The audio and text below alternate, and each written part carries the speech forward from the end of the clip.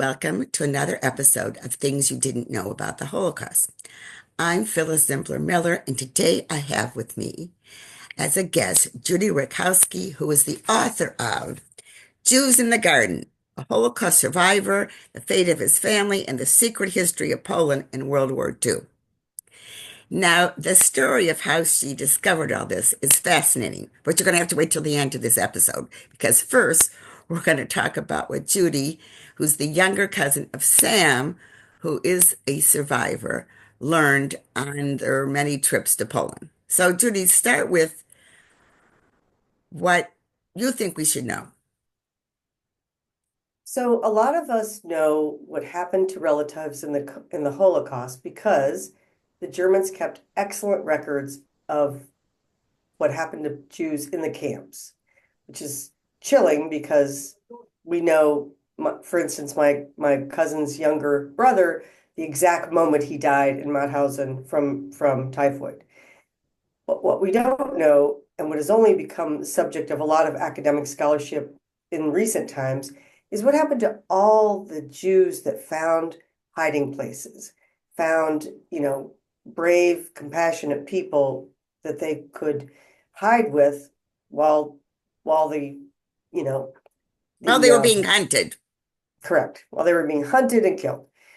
So, um, my cousin Sam, who I interviewed at length, and we made many trips to Poland. They hid briefly for 3 months with some wonderful people. And then they thought it was too dangerous in the countryside. So they actually snuck into the Krakow ghetto. And then he was in a series of camps. But because many of our relatives in this small towns northeast of Krakow had good relationships because with Poles because they were merchants. They were small store owners, the hardware store, and so forth. They knew Poles that they could ask to hide them. So many of them found secure places, and the history that we uncovered unfolded 18 months in, not during the 1942, when we know many, many, many Jews were slaughtered in all kinds of horrible ways. But this was late in the war. And it was, again, this is northeast of Krakow. It's in this area where the Red Army was making significant gains. And it was pretty well known or understood that the Germans were not going to win the war. And even though it has, they obviously wanted it to end sooner, but the tide was turning against them. And so this is when the history that we uncovered sort of with one barnyard conversation, one record at a time until I got a hold of a huge cache of documents. What we learned was there were organized bands of people in the underground, armed men who had orders to go and attack Jews in hiding and wipe them out. No, wait. Orders from whom? Well, I gave you the headline and then I need to dig in Okay. because that is obviously, so I need to step back and say that the Polish underground was truly heroic. They did many, many, many great things that and shared intelligence. And so it's a broad umbrella of the Armia Krajowa is called. And there were lots of different, subgroups. And there were times when they were merging and they were fighting. And so it's not like one straight line thing. So what I was very careful about in what I describe in my book was being accurate and careful about the exact geography where this happened that I can back up. Because as we know, and there have been some movies about Jewish partisans, and there were, socialist, communist partisans. Anyway, and then there were a lot of partisans that were quite right wing, and fine with supporting the German mission of wiping out all the Jews. Okay, no, wait, no, just a little bit of clarification. So we're in Poland, Correct. and were these militias paid to do this, or were they We're just talking your era. We got it. Yeah. I was also trained, she's a journalist, but trained as very careful about what we say, but I would like to understand it a little better. Well, what the evidence that accumulated in which I based my writing is that some of them were just looking to get stuff.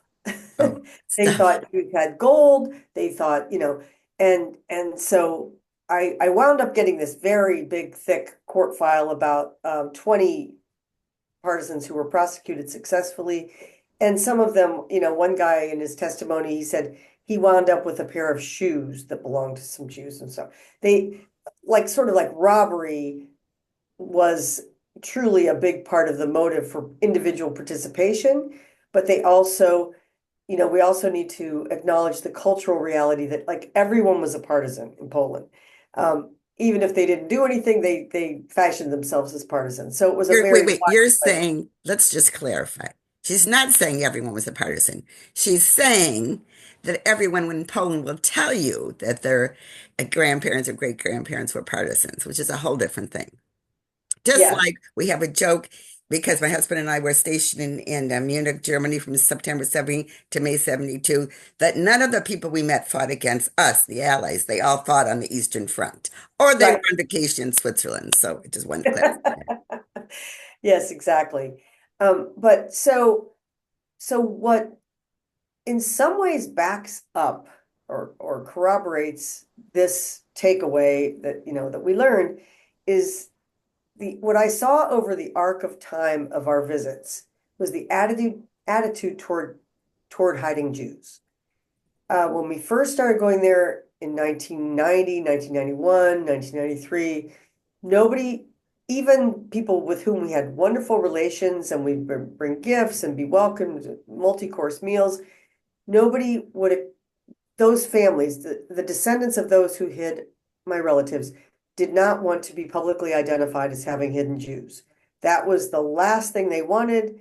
Whether it was just, looking both ways before we, entered a driveway or whatever, because they'd say, oh, everyone will think we got gold. Mm. So this was like these are actual experiences that we had over the arc of time, the stigma reduced up to when we were there in 2023. Um, People were now proud to say they hid Jews. In fact, the right-wing Law and Justice government all of a sudden changed its tune and said that all polls hid Jews. Mm. Every single poll hid Jews.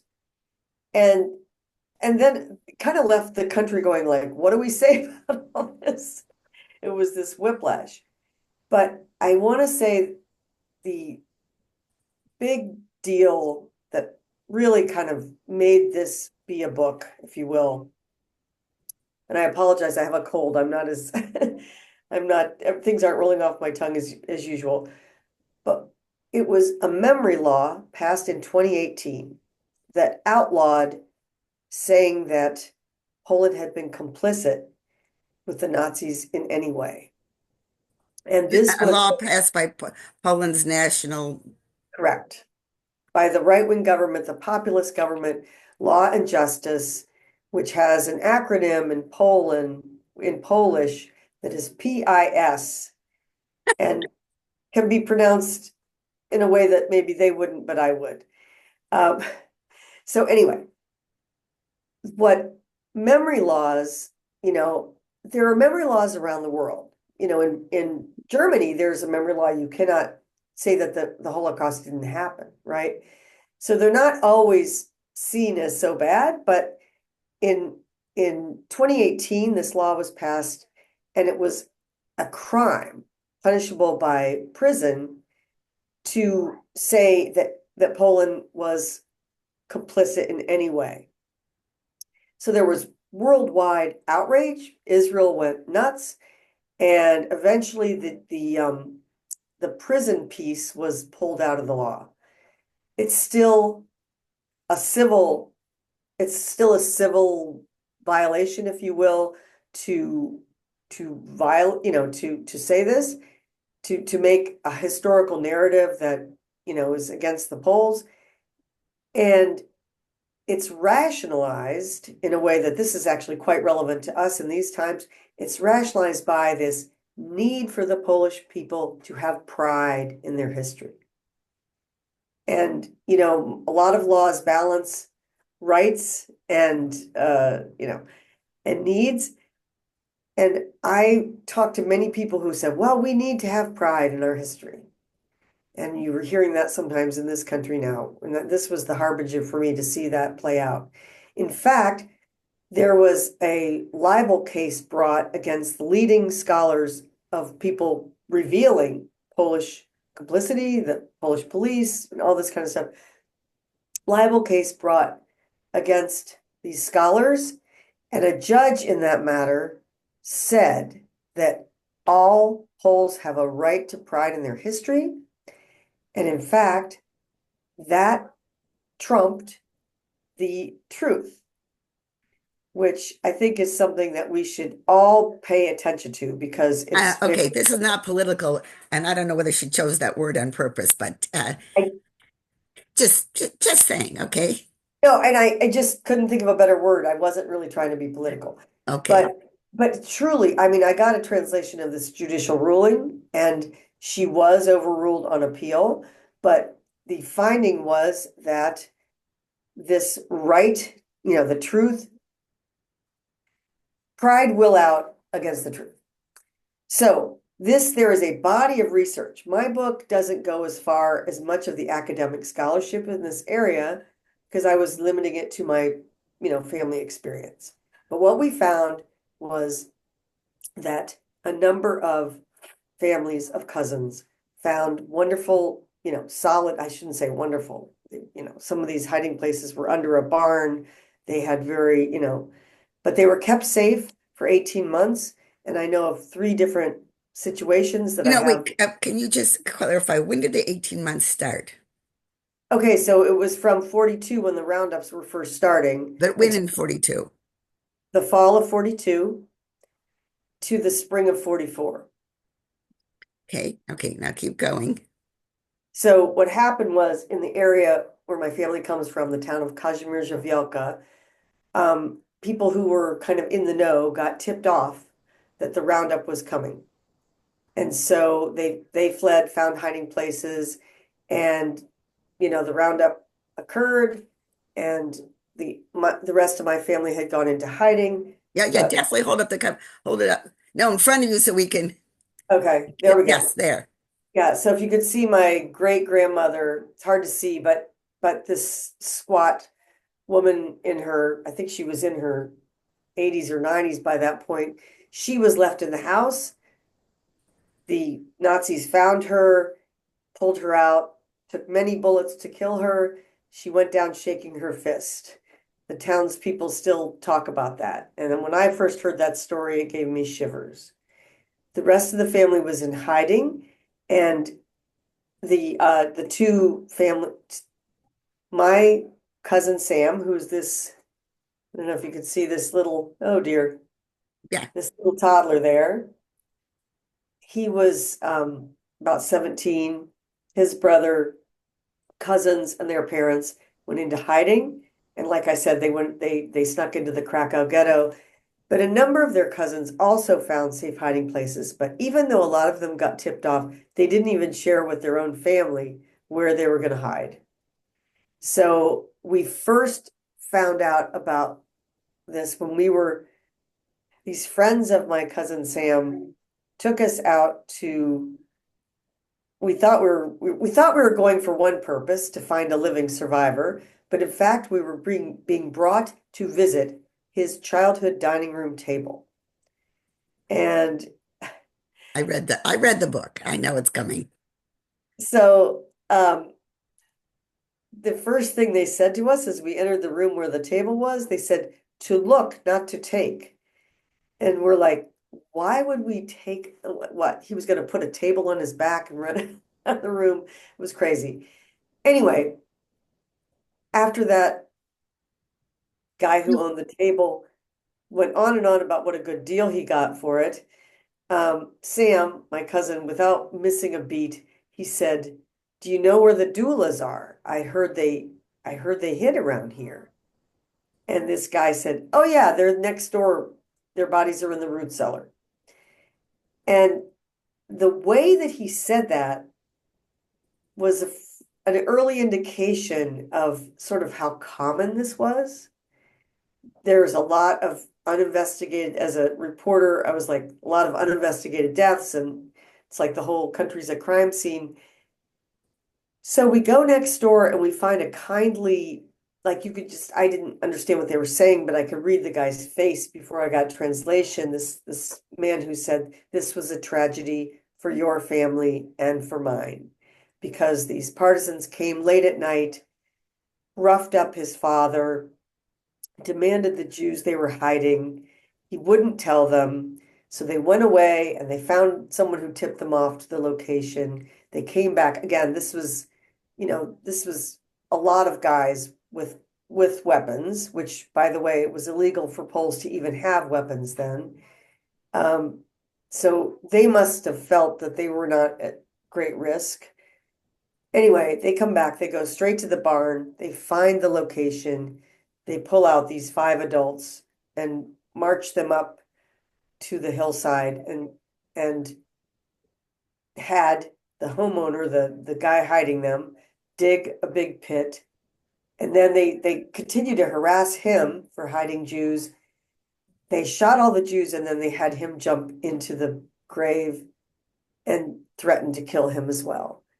They didn't, but he was traumatized and his life did not go on as long as it might have because he was so shocked by this. So that was our first inkling that about the partisans going around killing people.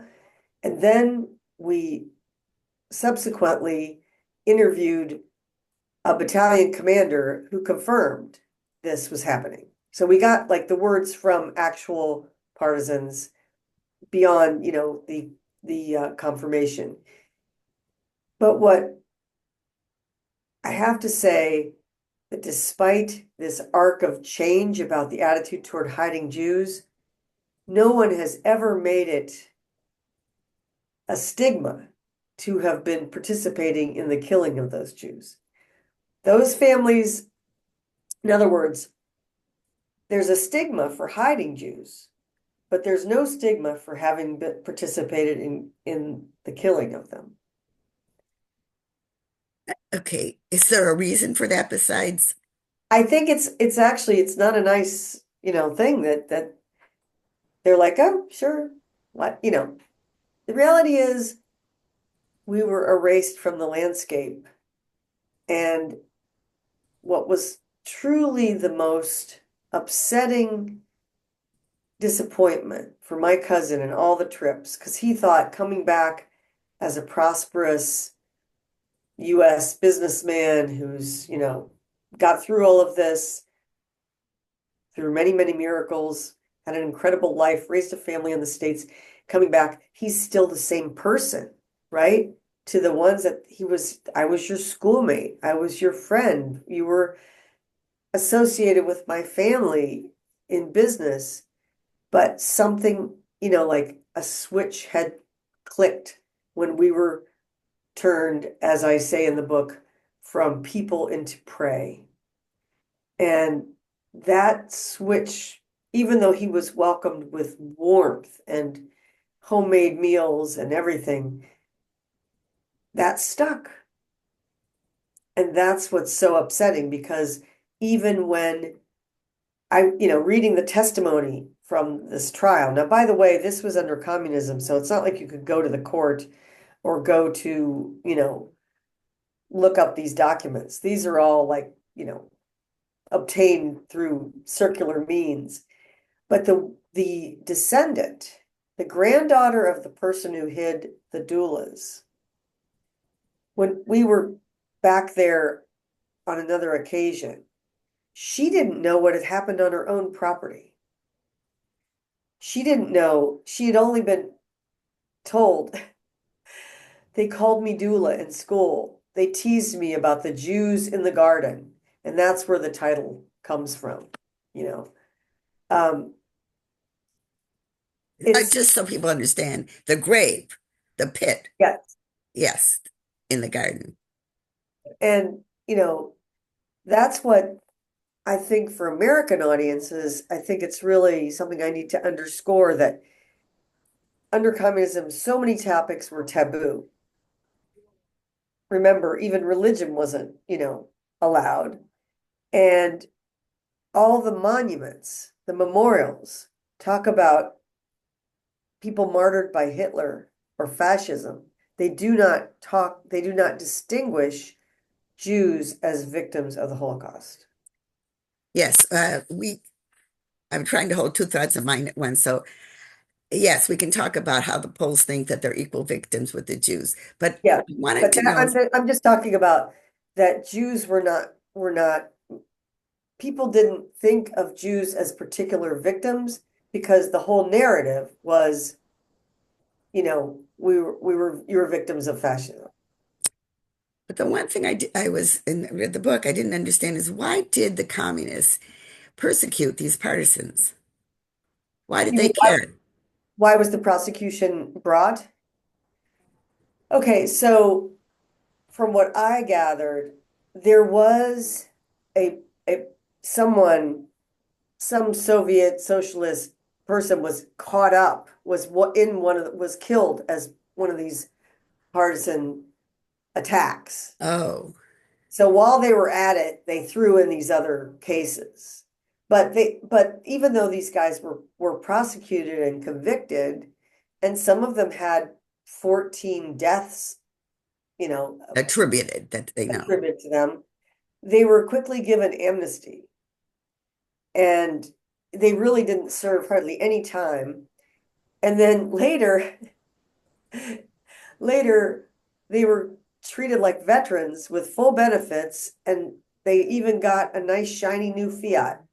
So the What?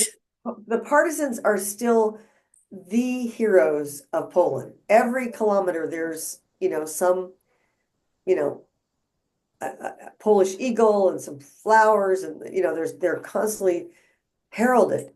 And like I said, it's not one thing. Many of them did good things, but it's the precious hero that the Polish psyche has needed at a time when they've had few victories to point to. Okay, when did the Russians get to this area and liberate? So it was in 44. I don't have a pinpoint date, but we are this location is to the east of Auschwitz. So you know that Auschwitz was liberated, I believe, in January of 44. No, no, January 27th, 1945. 45. Okay, sorry. Um, but in the 44, as 44 went on, a lot there was, I don't know if it was official, but there were a lot more Russians around, a lot fewer Germans around. So I don't have a pinpoint like what date, but there was a lot of chaos as well. And so this benefited the goal of trying to make sure that Jews did not survive to reclaim their homes and businesses. So, did any of your relatives that you know of survive in hiding? I can't remember that from the book. So that's what we were chasing. This tip about this one woman who did survive in hiding after the rest of her family was murdered in this way. And she, so that's Wait, why I kept wait, as digging. I recall, she's not there at that moment, right? She's She outside. was out in the fields, and the rest of the family had sought shelter in the house, a very rare thing. But it was a raw spring night, and Henna was in the fields. She was 16 years old. We don't know exactly why she wasn't there, but um, and then she witnessed not only the murders of her family, but they forced her parents and siblings to Mm. jump one by one out of an attic window and shot them as they fell. It was really brutal. So then she fled into she found another hiding place. And that's where my deep sourcing in the community I thought was going to pay off because somebody else hid her. And I've talked to somebody who knows who that is, but they still won't tell all these years later. They said it's a secret. That's really amazing. That do you have a theory for why they won't tell? Um, I think it's from that initial, it's this fear that they will be seen as someone who profited from Jews and should and has money. It's very it's we find very sophisticated, very wonderful people there now, but there are some people that have these attitudes still. And my understanding from the people we interviewed is that she headed off to the west. To Wrocław was the area that had been Breslau, and it was evacuated. Another Stalin move, just removing all the Germans and taking the Jews of Lviv, and other areas, and just transplanting them there. And I did determine that there were funds available for dislocated Poles. She might have obtained some of those. And it was not safe to be Jewish after the war ended and to stay in Poland. So a lot of people just faded into the populace, married, a non-Jew, and a woman could more easily conceal her identity that way. So that's why your story didn't have what I would call, in many ways, a satisfactory ending because you never found out the secret. But but that's the point then, that the Thank you. secret is is really it's so hard for us to understand that, I think. It makes me crazy because I found, okay, the Polish government required me to prove that I was a close enough blood relative to this woman, Henia Rosinka, for me to get information on her whereabouts or fate. At great, effort, I put that together, found all kinds of records to show that her great grandmother and my great grandmother were sisters, documented all this, and, you know, also, just an enormous amount of information, presented that, shipped it off to Poland, and it was a classic, like almost Kafkaesque response. They said, "You're not a close enough relative, and even if you are, we don't have any evidence that she's dead, so she would have to give permission first before we can tell you anything." But they don't know where she is. Right. I chased so many, oh my goodness, so many leads. I used, you know, Interpol, former FBI contacts. I mean, I looked under lots of stones and lots of things. But one of the problems is it's hard to chase women because they can change their name, right? The other thing is that the ultimate point of this prevailing culture about the pride, nobody wants to help with that, to show that her family was killed by Poles. Once they realize that's what they're helping you do, it's not really conducive to Right. helpfulness. They're not good. And I've just been trying to understand Polish history for my book, just writing the whole thing. And they weren't a country from something like 1795 until after World War I. They were occupied eventually by Prussia, Russia, and Austria. So then they had these 20 years between the two wars, and then suddenly they're occupied, and the western part is annexed as part of the Third Reich, the middle is central government, general government, and then the east is Soviet Union, and then of course the pact is broken. So there's a part of me that 150 can years. understand. we can't even fathom that 150 years in there they weren't a country. And my joke is you could have made a good living being a map maker, a cartographer in Poland. Yes, The yes. lines were always going all over the place. In fact, I just came across, so I see these references in research, and I saw a reference that Vilna, which we always think of as a Lithuania, was in Poland for a very brief Yes. time. Oh yeah. And I found that the Soviets literally took Vilna in 39, and then this is fabulous, fabulous meaning. They say to Vilna, we'll let you be part of Lithuania if you let us station 18,000 troops in Lithuania. And then, of course, the fall in June of 40, not June of 41, because I keep finding these mistakes all the time that because of the 2 months, people in the printed books make the mistake. June Oh of wow. 40, then they use those soldiers in Lithuania to say, okay, you belong to us now. And the next day they went to the Balkan, to Latvia and Estonia. So it's very, very confusing. It's confusing, but it's interesting because Jews have been in Poland for hundreds of years. My family, hundreds of years. And if you ever go, and I recommend it, to the museum, Polin, Polin, where the name of Poland comes from, that came from Jews. Oh, that I And didn't know. yeah, and it was, Jews were welcomed to Poland in the 1400s by a king who thought that, because we're literate and productive, that it was going to help their country. And we thrived there for a very long time.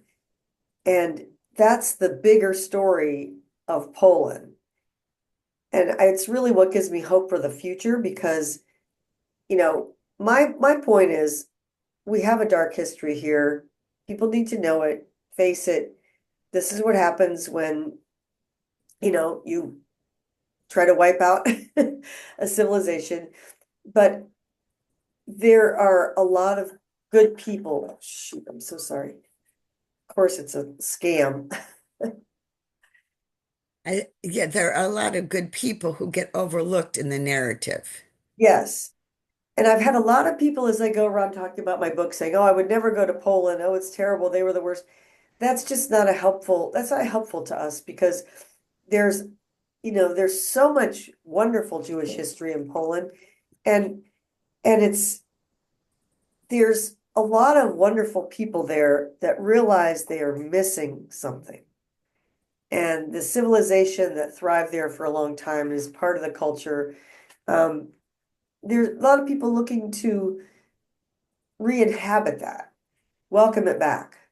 She's talking about Jewish culture that added so, may I say that for you? It added so much to the Yeah, vibrancy of Polish life, even if it was under Russian, Prussian, right. etc., etc. And And Russian klezmer music was played at Christian weddings all the time. There's a lot more interwoven, you know, culture than you might expect.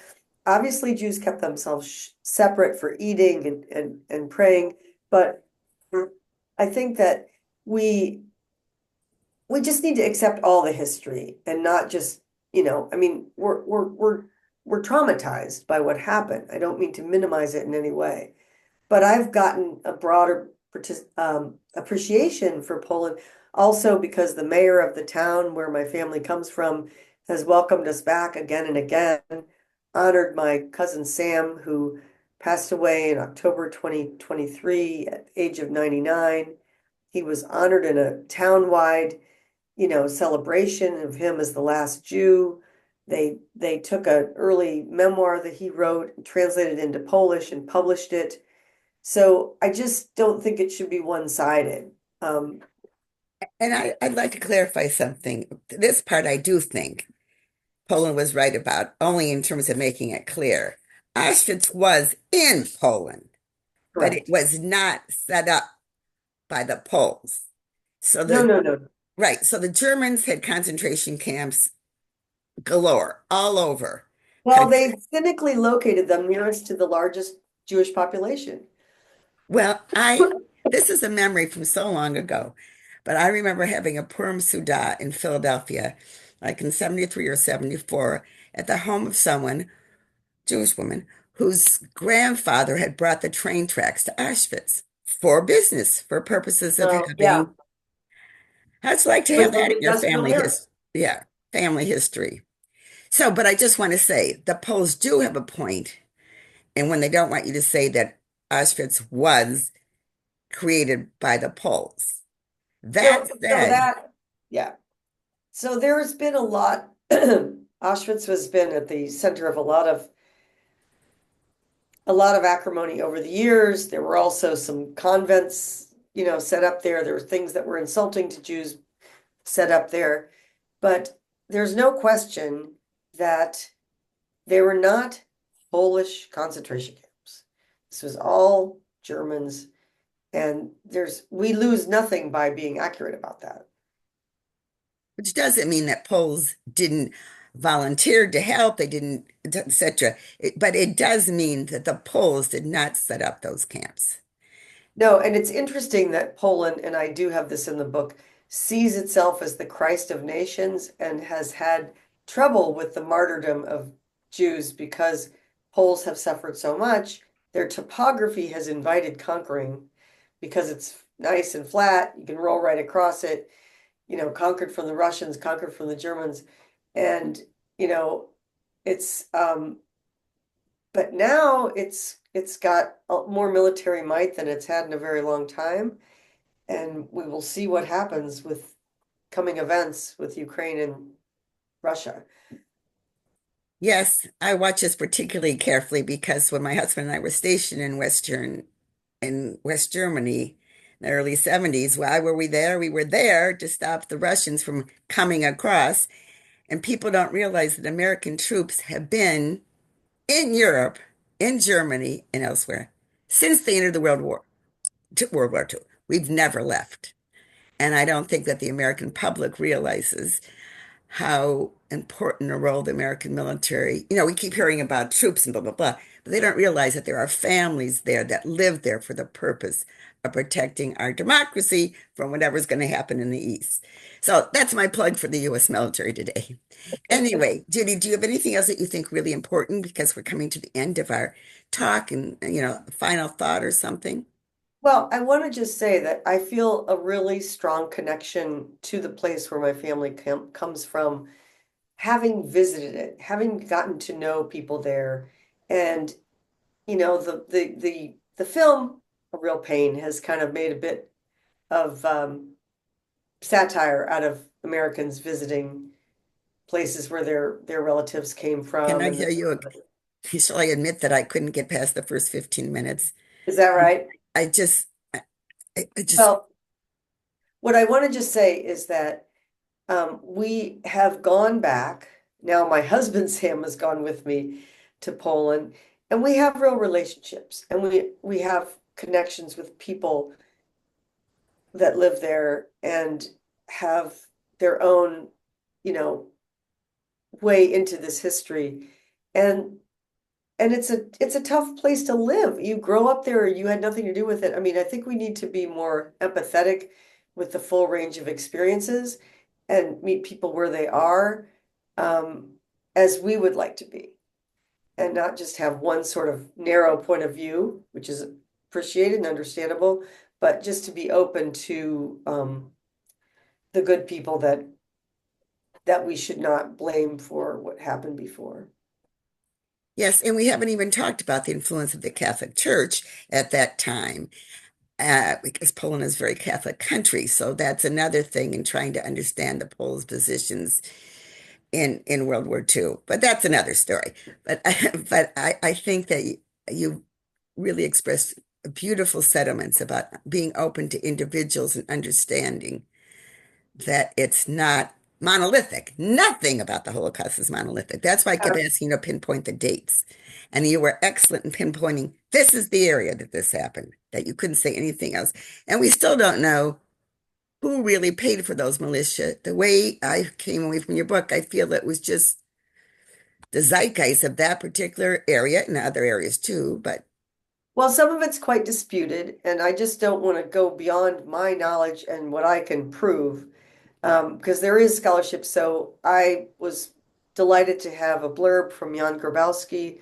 He's a leading scholar in this area. He's at University of Ottawa, and he's written some controversial but very solid books about what the Polish complicity. And I also had a blurb from Jan Gross, who wrote the book Neighbors, which was about the town of Jedwabne, which um, really turned the tide politically in Poland when they discovered that it was the Poles in the town that rounded up the Jews, locked them in the church, set it on fire in 41. It was 41. And all through history, people thought it was the Nazis, and that he unearthed this truth. And that was absolutely earth-shattering to the Polish psyche and I think wound up leading to the government that created this law. So it's all part of a piece. Part of a piece of a very complicated puzzle, I think we could say, right? Absolutely. Absolutely. Well, thank you for sharing your pieces with us. And I'll put a link to your book or to your website in the description on YouTube so people can find it easily, but not an affiliate link. And I thank you so much for coming on the show today and for sharing this, I think we can say, controversial issues of Poland and the Jews. And as I end every of these programs, I say, may the memory of the victims and those that tried to save them be a blessing forever.